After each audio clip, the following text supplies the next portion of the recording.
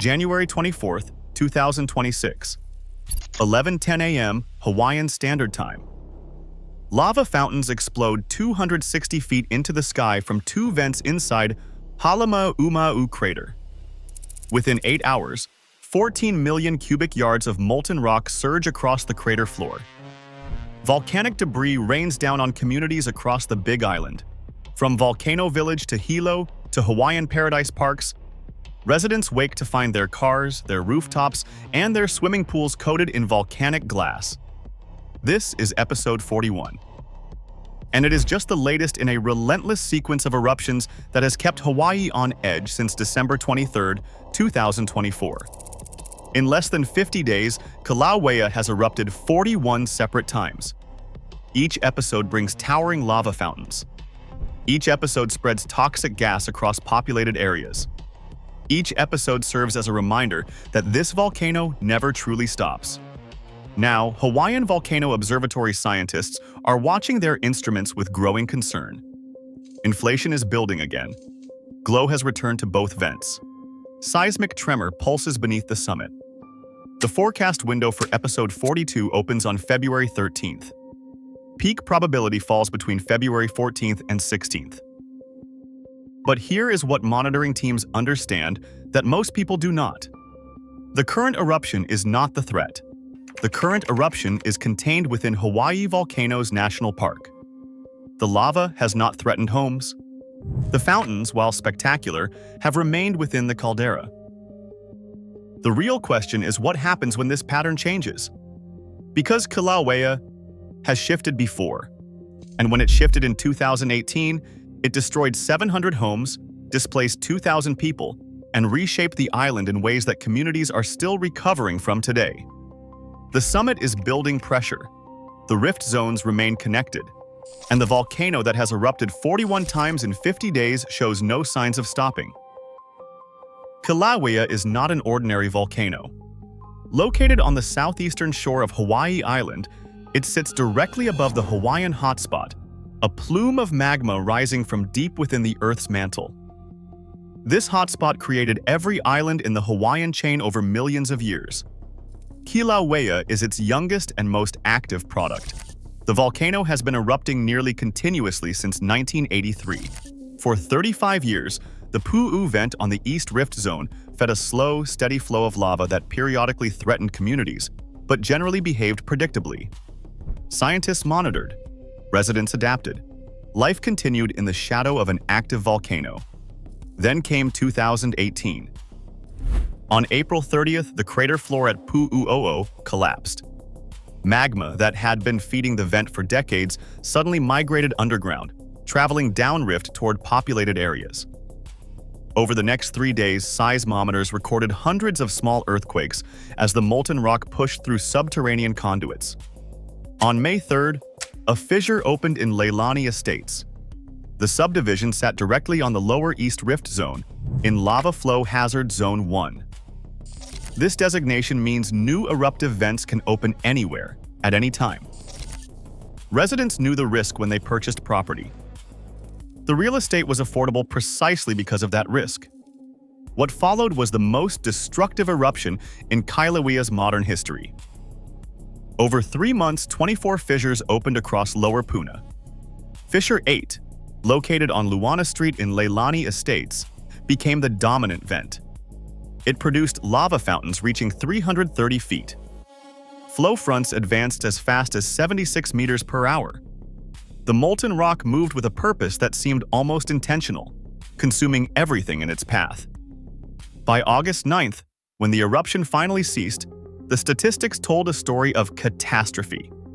723 structures destroyed or rendered uninhabitable.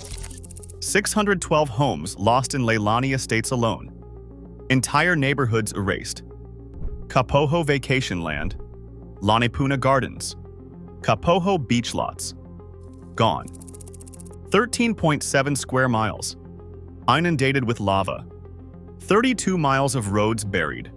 $296 million in home losses. $236 million in damage to public infrastructure. 60,000 earthquakes. a summit caldera that collapsed from 280 feet deep to 1,600 feet deep. More than 2,000 people displaced from their homes. The current eruption began on December 23, 2024, when lava returned to Halemaʻumaʻu crater at the summit. Unlike 2018, this activity has remained contained within the national park. The eruption follows an episodic pattern, intense fountaining lasting hours, followed by pauses lasting days or weeks. Episodes 1 through 41 each follow a similar sequence. Summit inflation builds as magma accumulates in the shallow reservoir beneath the caldera. Scientists track this inflation using sensitive tilt meters that detect ground deformation measured in microradians. When inflation reaches a critical threshold, the pressure exceeds the strength of the rock above the magma chamber. The seal breaks, lava erupts. The fountains can reach spectacular heights. Episode 41 peaked at approximately 1,050 cubic yards per second, an effusion rate that covered 80 to 85% of the Halemaʻumaʻu crater floor in just over 8 hours. Then, as rapidly as it began, the eruption stops. Deflation replaces inflation. The magma drains back down, and the cycle begins again. The Hawaiian Volcano Observatory maintains 24-hour monitoring of this activity. Webcams capture real-time images of the vents. Seismometers detect the tremor that signals magma movement. Gas sensors measure sulfur dioxide emissions, which range from 1,000 to 5,000 tons per day during pauses, and spike dramatically during active fountaining. Currently, the alert level stands at Watch. The aviation color code remains orange. These designations indicate elevated activity but no immediate threat to populated areas. The forecast for episode 42 places the most likely start window between February 14th and February 16th. Models project this based on current inflation rates. If inflation accelerates, the window could shift earlier. If another deflation event occurs, it could shift later. Scientists cannot predict exact timing.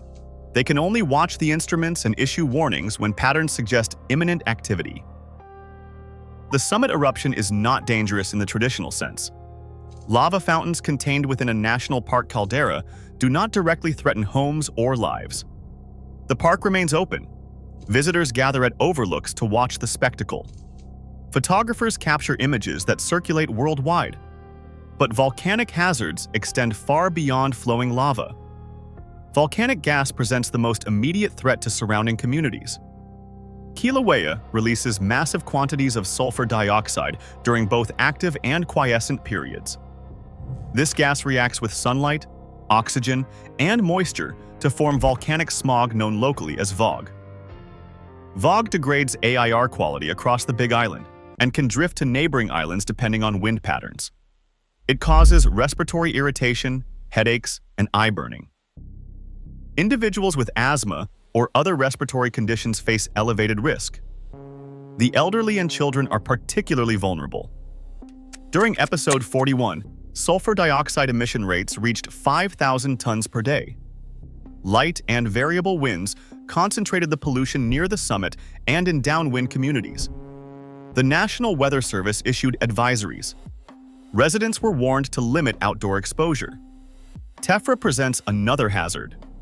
Tephra encompasses all solid material ejected during eruptions, from fine ash particles to larger volcanic rocks called Pele's tears and Pele's hair. During episode 41, Tephra fell on communities including Volcano Village, Mauna Loa Estates, Mountain View, Hilo, and Pahoa. The Pahoa public swimming pool remained closed indefinitely after volcanic material collected in its filtration system. Park staff conducted extensive cleanup of roadways and viewing areas. Residents swept glass fibers from their properties and rinsed volcanic residue from their vehicles. These hazards are manageable when eruptions remain at the summit. But Kilauea has multiple potential eruption sites. The East Rift Zone extends 125 miles from the summit through populated areas in Puna. The Southwest Rift Zone reaches towards South Kona. Either zone could activate if magma pressure redirects from the summit. Currently, seismicity and ground deformation remain very low along both rift zones. Sulfur dioxide emissions from the East Rift Zone measure below detection limits. These indicators suggest that magma is not currently intruding downrift, but the connection between summit and rift zone is permanent. The plumbing system that fed the 2018 disaster still exists. The magma that accumulated under the caldera can still find its way downslope. The homes rebuilt after 2018, the communities that returned, the new residents who moved in, all remain in lava flow hazard zones. The volcano has not forgotten. It has merely paused. Living on an active volcano requires a particular mindset. Hawaii Island residents understand their risk in ways that outsiders rarely comprehend. Many families have lived in Puna for generations. They have witnessed eruptions, lost property, rebuilt, and continued. The volcano is not an enemy to be feared. It is a force to be respected. Native Hawaiian tradition holds that Pele, the goddess of fire and volcanoes, resides in Halemaʻumaʻu crater. The eruptions are her expressions. The lava is her creation. To live in her domain is to accept her power and her unpredictability. But acceptance does not mean complacency. The 2018 eruption demonstrated how quickly conditions can change. Residents who had lived safely for decades suddenly had hours to evacuate. Some made it out with vehicles loaded with belongings. Others fled on foot as lava crossed their only escape routes. Some returned to find their homes intact. Others found only hardened rock where their lives had been. The recovery continues. The $83.8 million KILAUEA Disaster Recovery Voluntary Housing Buyout Program has offered compensation to some affected property owners. But many who lost homes had no insurance. Many who had insurance found their policies excluded volcanic damage. Many who owned property now own land buried under 50 feet of lava, with no possibility of ever building again. Entire subdivisions have been permanently removed from habitability. Roads that once connected communities now end abruptly at walls of black rock. The geography of Lower Puna has been fundamentally altered, and the volcano continues to erupt. February 2026. The summit of Kilauea glows in the pre-dawn darkness. Webcams capture the faint orange radiance emanating from both the north and south vents within Halemaʻumaʻu. Seismic tremor pulses steadily beneath the crater floor. Tilt meters record the slow but inexorable swelling of the ground as magma accumulates in the shallow reservoir. Episode 42 is coming. The models suggest February 14th through 17th. The instruments indicate pressure is building toward the threshold that will trigger the next fountaining event.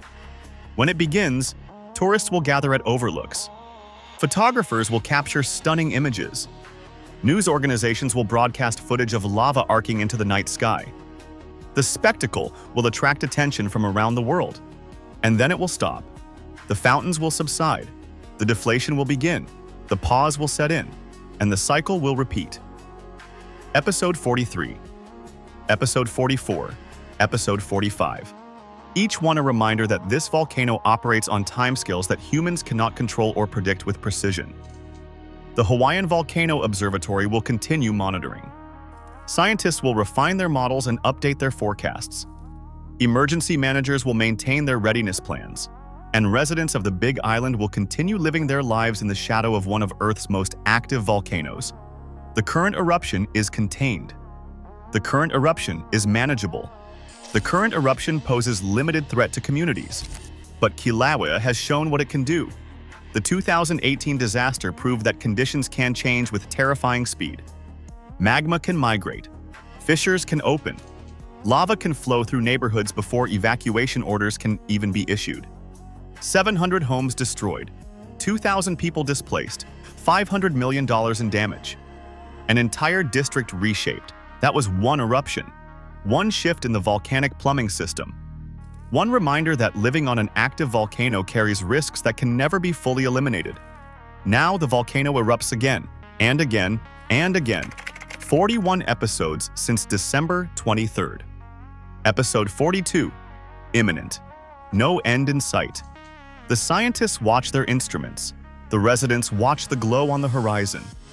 And the volcano does what it has done for hundreds of thousands of years. It erupts.